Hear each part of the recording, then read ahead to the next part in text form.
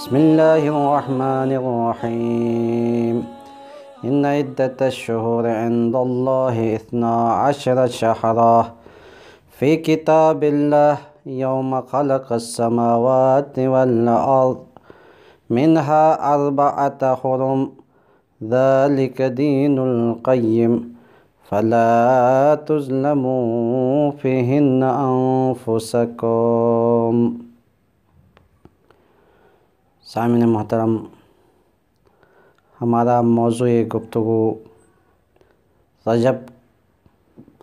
رجب المرجب کی اہمیت اور اس میں جو عبادات وارد ہوئی ہیں اس کے بارے میں ہے۔ ماہ رجب کی فضیلت کیا ہے؟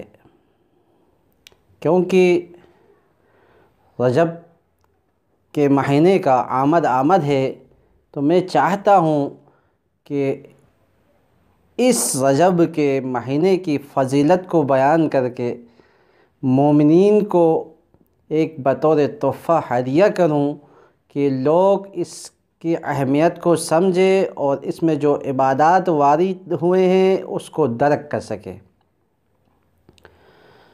سامعین محترم، جیسا کہ ارشاد گرامی ہوا کہ اول خلق زمین و آسمان کے دن سے ہی اللہ تعالیٰ نے 12 مہینوں کو معین کیا ہے، اور ان مہینوں میں 4 مہینوں کو محترم قرار دیا ہے۔ محترم سے مراد کیا ہے؟ یعنی اس میں جنگ و جدال حرام قرار دی گئی ہے۔ پس یہ صرف اسلام کے حد تک نہیں ہے، بلکہ اسلام سے قبل بھی یہ مہینے محترم تھے، جہاں قتل و غارت، جنگ و جدال سخت ممنوع تھا۔ کہتے ہیں کہ روایات میں ہیں، تاریخ میں ہیں، ہم مطالعہ کرتے ہیں تاریخ کا تو ہمیں ملتا ہے کہ ان مہینوں میں عرب کے بدو کے نزدیک بھی قتل کرنا بہت سخت ممنوع تھا، حتیٰ کہ ان کے باپ کے قاتل کو بھی قتل کرنا جائز نہیں تھا۔ رجب کو اسی بنا پر رجب کہتے ہیں کہ رجب ترجیب سے نکلا ہے، تعظیم کے معنوں میں ہے۔ اور اسی طرح دوسرے اسماء بھی ہیں، مثلا اسم ہے۔ اسم کا معنی بالکل جنگ و جدال سے اپنے آپ کو روکنا۔ کہتے ہیں کہ عرب کے دور میں اتنا سکون ہوتا تھا، کہیں تلوار وغیرہ کی آوازوں تک نہیں آتی تھی، اس لیے اس کو اسم بھی کہا جاتا ہے۔ اسب بھی روایات میں آیا ہے، خود پیغمبر سے روایت ہے کہ اس شہر کے ناموں میں سے 2 نام مشہور ہیں، ایک نام اسم ہے اور دوسرا نام اسب ہے۔ اسب اس لیے رکھا گیا ہے کہ اللہ کی جانب سے بخششوں اور رحمتوں کی نزول اس مہینے میں ہوتی ہے، اس بنا پر اس کا نام ایک اسب بھی رکھا گیا ہے۔ اس کے علاوہ بھی بہت سے واقعات اس ماہ میں وارد ہوئی ہیں، جن میں سے بڑا واقعہ بعثت رسول ہے۔ بعثت رسول کے علاوہ ولادتوں کا مہینہ ہے، جیسا امام باقر علیہ السلام، امام محمد تقی علیہ السلام اور امام علی علیہ السلام، جو کہ امیر المؤمنین ہیں، امام المتقین ہے، یعصوب الدین ہے، اور جس کی وجہ سے خانہ کعبہ کو فضیلت بخشی گئی اور بت ریزہ ریزہ ہو گئے اور زمین بوس ہو گئے۔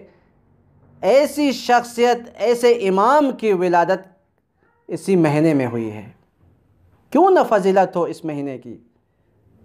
اور باقر العلوم، جس سے علم کے چشمے پھوٹتے ہوں اور نہریں جاری ہوتے ہوں علم کے، ایسے شخصیت جس پر خود رسول نے سلام بھیجا ہوں، ایسی شخصیت کی ولادت بھی اسی مہینے میں ہے۔ بس اسی بنا پر اس ماہ رجب کی تعظیم کی گئی ہے۔ اور روایات ہے عبادت کے بارے میں۔ ابن عباس فرماتے ہیں کہ اس مہینے میں جب مہینے کا آغاز ہوتا تھا تو مسلمان پیغمبر کے ارد گرد جمع ہوتے تھے اور پیغمبر اس کی فضیلتوں اور کے بارے میں فرماتے تھے، اور فرماتے تھے کہ اس مہینے میں ایک ایسا عظیم مہینہ ہے جس میں سوائے مشرک اور دین میں بدعت پھیلانے والے کے علاوہ سب پر رحمتیں نازل ہوتی ہیں۔ اور رجب کے مہینے کے بارے میں ایسی روایات بھی موجود ہے کہ اگر کوئی اس رجب کے مہینے میں ایک رات معین ہے، اس رات کو درک کرے تو اللہ تعالیٰ اس کو جہنم کی آگ سے نجات دیتا ہے، اور ایک فرشتہ معین کرتا ہے، 1000 فرشتے اس کے ساتھ مصاحبہ کرتے ہیں، اور 1000 فرشتے اگلے سال تک جس سال اس نے اس رات کو درک کیا تھا اگلے سال کے اسی دن تک مغفرت اور اس کے لیے دعا گو ہوتے ہیں۔ اور روزہ رکھنے کی اتنی فضیلت بیان ہوئی ہے کہ امام موسیٰ کاظم ارشاد فرماتے ہیں رجب شہر عظیم یضاعف حسنات ویمحو فیہ سیئات من صام یوما من رجب تباعدت عنہ النار مسیرۃ 100 سنہ ومن صام 3 ایام وجب لہ الجنہ۔ فرماتے ہیں کہ جس کسی نے اس شہر رجب میں روزہ رکھا تو اللہ تعالیٰ اس کے حسنات کو دوگنا کرتا ہے اور سیئات یعنی گناہوں کو مٹاتا ہے، اور فرماتے ہیں کہ 1 سال تک اس سے دور رکھتا ہے، کس کو؟ نار جہنم کو۔ اور فرماتے ہیں کہ 3 روز روزہ رکھے تو اس پر جنت واجب ہے۔ پیغمبر اکرم فرماتے ہیں کہ ان فی الجنت قصرا لا يدخلہ الا صوام الرجب۔